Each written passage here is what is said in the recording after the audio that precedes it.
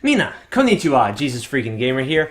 I know, it's the middle of the afternoon, and I'm giving you a message, and it's not the middle of the night. I know this is weird, I know it's bizarre. Calm down, everything is okay, I promise. Life is just a little bit different today, however this has worked out. So, just here I am with a message. Coming at you with Nehemiah, chapter 12. Now, this is what I guess you could technically call another boring chapter. I still got something out of it that I'd like to share with you. Let's kick this off with verse 27. Now at the dedication of the wall of Jerusalem, they sought out the Levites in all their places, to bring them to Jerusalem to celebrate the dedication with gladness, both with thanksgivings, plural, and singing, with cymbals and stringed instruments and harps. And the sons of the singers gathered together from the countryside around Jerusalem, from the villages of the Netophathites, from the house of Gilgal, and from the fields of Geba and Asmaveth. For the singers had built themselves villages all around Jerusalem. And the priests and Levites purified themselves and purified the people, the gates, and the wall. I'm going to skip down to verse 44. By all means, read what's between them if you feel like the context, you're not quite getting it. And at the same time, some were appointed over the rooms of the storehouse for the offerings, the firstfruits, and the tithes, to gather into them from the fields of the cities the portions specified by the law for the priests and Levites. For Judah rejoiced over the priests and Levites who ministered. Both the singers and the gatekeepers kept the charge of their God and the charge of the purification, according to the command of David and Solomon his son. So we have everyone getting organized, moving around, going to the places wherever they need to go to do the things that they're going to do. I read the moving around first. I read the not all the list of duties, but I read some of the things that they were required to do. And the second thing, I didn't want to keep on reading and give a bunch of boring historical details, because I know some people are not into that. I would still encourage you to read the Bible in its entirety. Don't just read the important parts. If you want to start there, that's cool.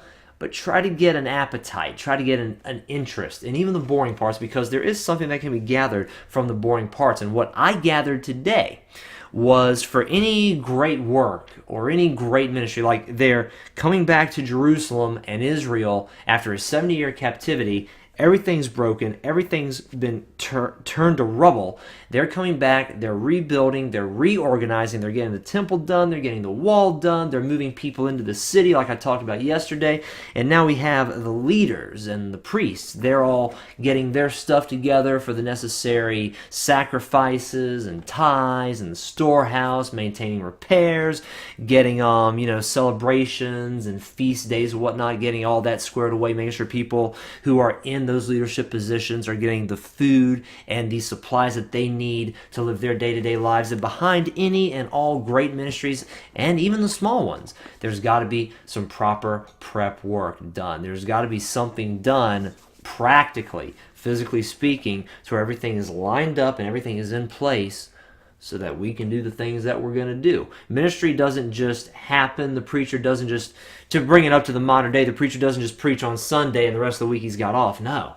No. The church has a lot of administrative, practical responsibilities. People getting together, people discussing what the people need, discussing what person in the church gets paid what, deciding, what room is going to be used for what, deciding when and where to hold certain events, deciding on what the message is going to be, and doing proper prep for that message. I can tell you, just from doing my 30-minute messages on Sunday, there's usually about, give or take, an hour or so of prep, and that's just for these little YouTube things. I do my best to put them together well. I'm not trying to skimp or slack, but for a lot of messages, more than an hour is put into the development of those messages. And even if it is only an hour, there's all the other administrative tasks that I had to talk to you about, especially if the church is doing outreaches into the community, feeding the sick, feeding the hungry, visiting the sick. And of course, preachers have to prepare for the marriages and the funerals as well.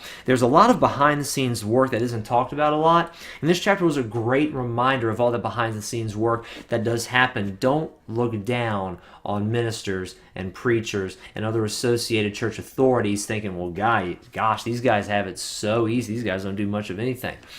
there's a lot of behind the scenes work that needs to be done. And I just wanted to bring that to everyone's attention as a reminder to some who may be discouraged with their current church leadership and doesn't seem like much is going on.